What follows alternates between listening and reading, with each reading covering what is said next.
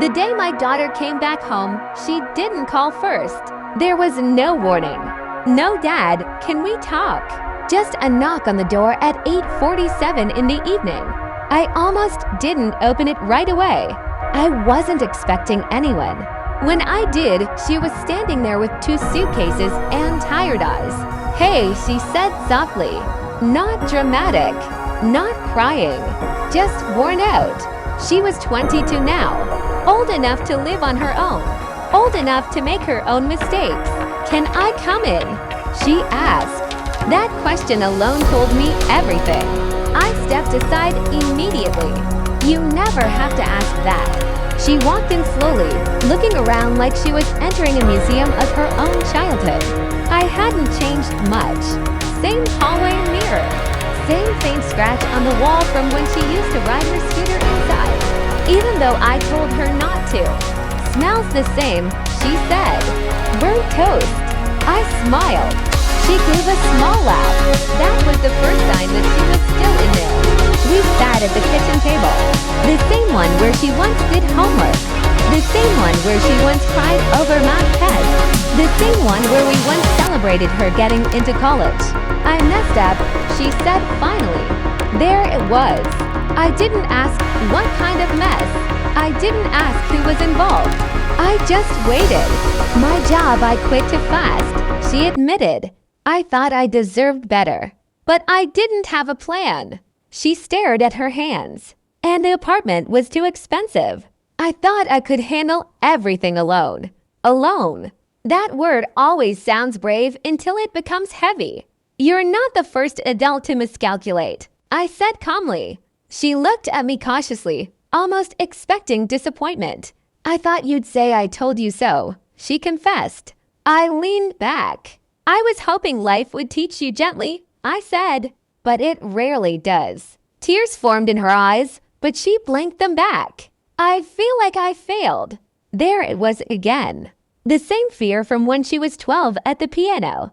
The same fear from when she was 13 losing friends. The same fear from when she chose to live mostly with her mom. Failure. I stood up and opened a drawer. Inside were old photos, not organized, just kept. I placed one in front of her. It was a picture of her at 5 years old, trying to tie her shoes. She had that exact same frustrated expression. "You cried for 20 minutes, I reminded her. Then you tried again." She smiled faintly. "That's different." "It isn't." She looked around the kitchen slowly. "I didn't want to come back," she admitted. "I wanted to prove I could do it." "You did do it," I said. "For 8 months," she replied. "That's 8 months of learning." Silence settled between us, but it wasn't heavy. It was reflective. "I feel embarrassed," she whispered. "Why?" "Because I moved out so confidently." I nodded. "And you came back bravely." That made her look up.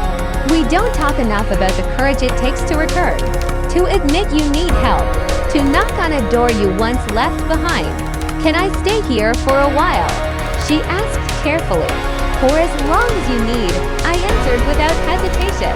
The relief on her face was immediate, not dramatic, just visible.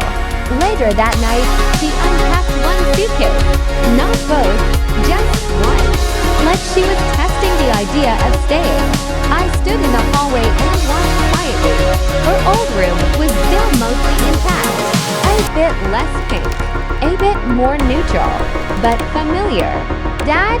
she said suddenly. "Yeah. Did you ever regret letting me move out?" That question surprised me. "No," I said honestly, "because leaving was part of you becoming who you are." "And coming back?" she asked. "That's part of it too." She nodded slowly.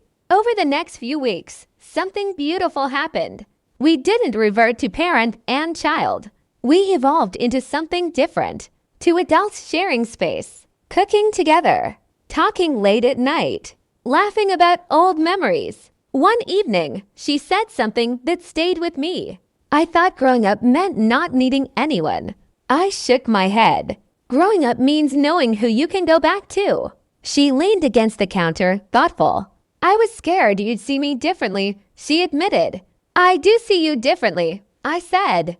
Her face tightened slightly. I see you stronger. That was the truth. Not because she succeeded, but because she returned. Because she faced reality. Because she chose humility over pride. One night, as we were washing dishes, she looked at me and smiled fully for the first time since she arrived. Thanks for keeping the light on, she said. I didn't understand at first. For what? For when I needed to find my way back. I swallowed quietly. Parents don't talk about this part. We prepare them to leave. We brace for silence. We adjust to empty rooms. But no one prepares us for the knock on the door years later and the realization that love didn't expire. It just waited. She will leave again someday. That's how life works. But next time, she won't leave to prove something. She'll leave knowing she always has somewhere steady behind her.